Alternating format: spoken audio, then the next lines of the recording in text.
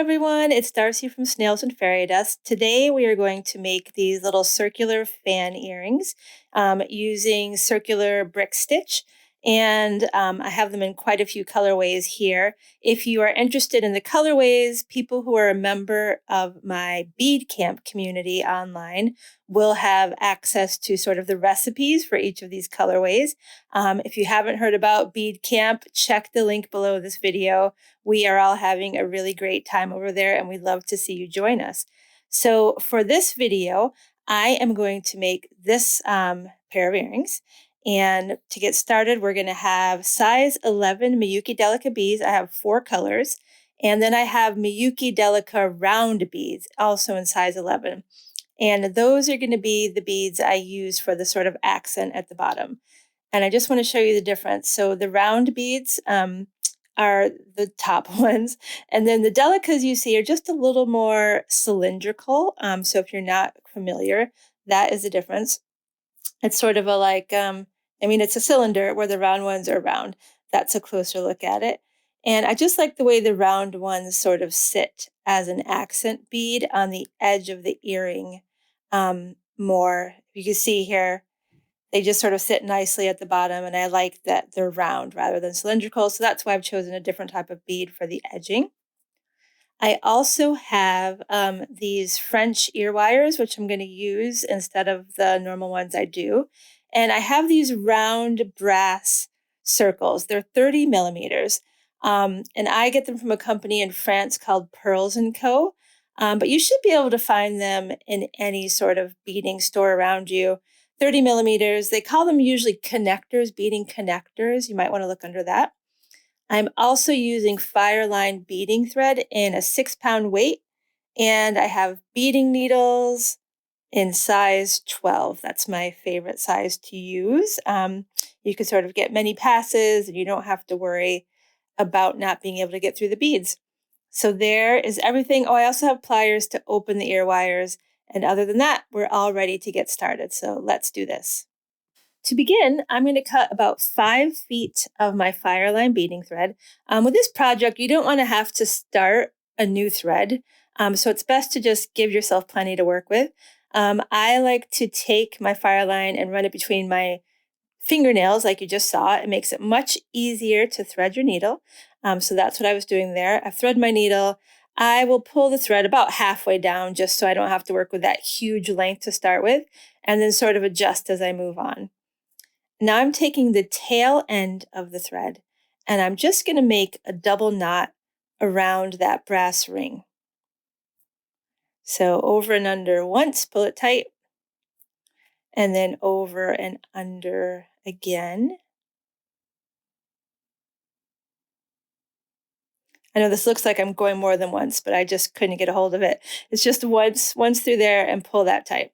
Give it a good tug, and now we're ready to start beading. Our needle's already on the other end of that thread. I have about a 2 to 3 inch tail. That tail is actually like longer than I needed it. I think 2 to 3 inches is what you're going to need. That was like 4. I'm going to pick up 4 beads to start with. 4, not 5. Okay, I've got my 4 beads there, and I'm going to slide that on down to my circle. And then we're going to brick stitch around the circle. So I bring my needle from the back towards the front, and then I pull it down like that. Don't let the beads fall behind. And then you're going to bring your needle through those second 2 beads, and that will catch onto the frame now, like so. And then I'm going to bring it back down through those first 2 beads, like that. And then in order to really get that snug to the frame, I'm going to go through the frame to the back again, like that. And then come up through those second 2 beads.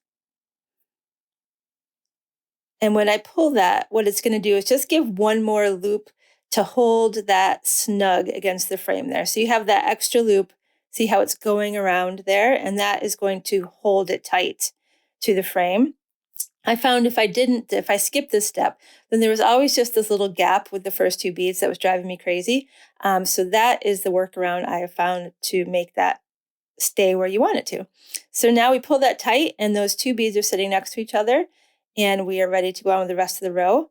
I pick up two more beads, slide that down to the brass frame. I have a lot of thread here in the beginning.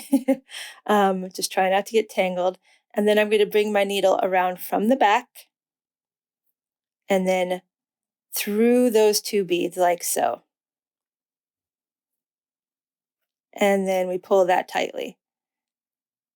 And now we're going to continue to work around the circle doing the same thing, two beads at a time.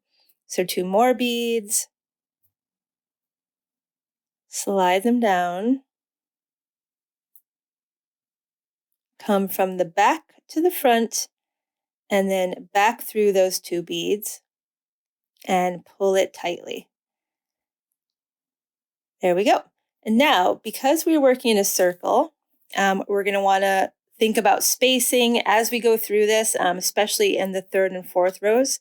That's going to be more of an issue. For now, we're just going to get these beads on there, and it's going to be, for this first row, I'm doing 31 sets of these two beads. So this is going to be the fifth set I'm doing. But you want an odd number for this first row for this design because we want to end on an even number. So the first row, 31 beads. If you have a different size circle, maybe you're not using 31 beads wide, but just make sure you're starting with an odd number. That's all that really matters. So work with what you have. I'm continuing to work my way around this circle here, and I'm almost done. And then I'm going to show you how we turn around and start the second row. And then that's where we're going to start to worry about spacing. And we have to, sort of do a bit of a tricky technique, not a tricky technique, but we have to use some techniques in order to get it to lie the way we want it to. I'm just doing a quick count here. I've sped it up, but I'm counting to make sure I have 31. You don't want 30. You don't want 32. You want an odd number on this first row. Okay, so that row is good to go. I love to turn my work, hold it in my non-dominant hand and work away from me. So that's what I've just done there. And now I'm going to start on my second row. My second row is going to be a single brick stitch, decreasing. So I'm starting on underneath that second thread bridge, coming up through the first bead, and then down through the second bead again. And if you're new to this, don't worry. When we get to the next row, I'm going to show you that start again to make sure you really have it down. And now I'm going to work across this row one bead at a time. So one bead through the thread bridge, back up through the bead. And again, we go through the thread bridge and back up through the bead. Now, as you're doing this, you'll find that your beads are going to want to start leaning back towards the beginning of the row. In order to counteract that, we're going to pull the thread in the opposite direction. So instead of trying to keep the beads as close to each other as possible as you normally would want to, we want to start trying to sort of pull them away. So watch, I'm pulling the thread in the opposite direction. That's going to make a small gap in between the beads. You can see it here again, it'll be a bit more pronounced. So pulling that thread in the opposite direction leaves you that little gap. And what that does is sort of compensate for the curve. So you want those little spaces in between the beads. And when it's all done, you won't notice the spaces. I know it can seem stressful if you're used to doing a tight brick stitch. It seems sort of counterintuitive, but you need those spaces in order to get around. And you're going to want to try to just keep them as even as possible so you don't end up with any monster gap. If you don't sort of stretch that out all the way around, then you're going to end up with a huge gap in the middle. So just try to space it out. And now we're going to start the next row. And you'll find with each row, that technique you have to sort of use a bit more because the curve becomes more pronounced. So here we are again, starting a row, bringing the needle underneath the second thread bridge, then coming back up through that second bead, down through the first bead, back up through the second bead again. So what I was trying to say about this curve, right, is that you could do it in a way where you increase, like if we wanted it to be full, we could increase beads as we're going around that outer circle. Um, and that is another technique, and I will show you how to do that one day. If we were going to go all the way around the circle, then I would add beads to increase just to fill in that circle. But we're just making this little fan shape, and I wanted it to be a fast and easy project, and it's just as effective if we just give that space. So now look at that. We do have spaces between those beads, but if you keep them nice and even, it's perfectly fine and it doesn't bother the eye when the finished product is done. So we're going to start one more row of single brick stitch. And this one should end up being an even number of beads when you're all done, if you started out with an odd number. So we're starting that row again. And in this one, you're really going to have to do that technique of pulling over to the left or pulling over to the right in order to really get that space in between the beads. And after you've done it a couple of times, it just becomes sort of natural. So rather than pulling tight, you're pulling in the opposite direction, and you'll just get used to that motion. And here we are finishing up that last one. And take a look. I think it's looking pretty cute myself. And then we're going to add this final row, which will be your round Miyukis. So coming up out of that last bead, we picked up the Miyuki, and then we're going to go down through the neighboring bead. So just come straight down there, tuck her into place, and then bring your needle straight back up through the next bead. And then we do the same thing. Pick up your next round bead and come down through the neighboring bead. And then come right back up through that next bead. And you're just going to go all the way across using the same technique. And it's really easy. These earrings take me, I think the whole pair takes about 35 to 40 minutes. Might take you longer. It's okay. It's not a competition here. You could do this. But it's just a really fun way, like I said at the beginning of the video, to play with colors. Like I've been having fun just sort of pushing myself outside of my normal color comfort zone. So that has been fun. And I hope you enjoy this project. It's a great way to stock up for any sort of upcoming craft shows or Christmas shows, whatever you have coming up. They would make cute gifts for people for the holidays, bridesmaids' earrings, all sorts of things. So here we finished on that last bead. And now I'm just going to weave my thread in so I could secure that. So I'm coming down through the bottom beadwork here, like so, and then back up. And you just want to sort of go back and forth a few times to secure that thread and make sure it isn't going to go anywhere. So that's what I'm doing here. I like to find two beads that I could sort of go around and really create some tension. Make sure you're pulling your thread tight and so it's disappearing in between the beads there. And just keep doing that until you feel it's secure. I mean, I usually go overboard, to be honest, like it's probably secure already, but I like to be extra sure. So I'm just going to go through that a little bit more. And when I'm done, I could just clip that little thread off.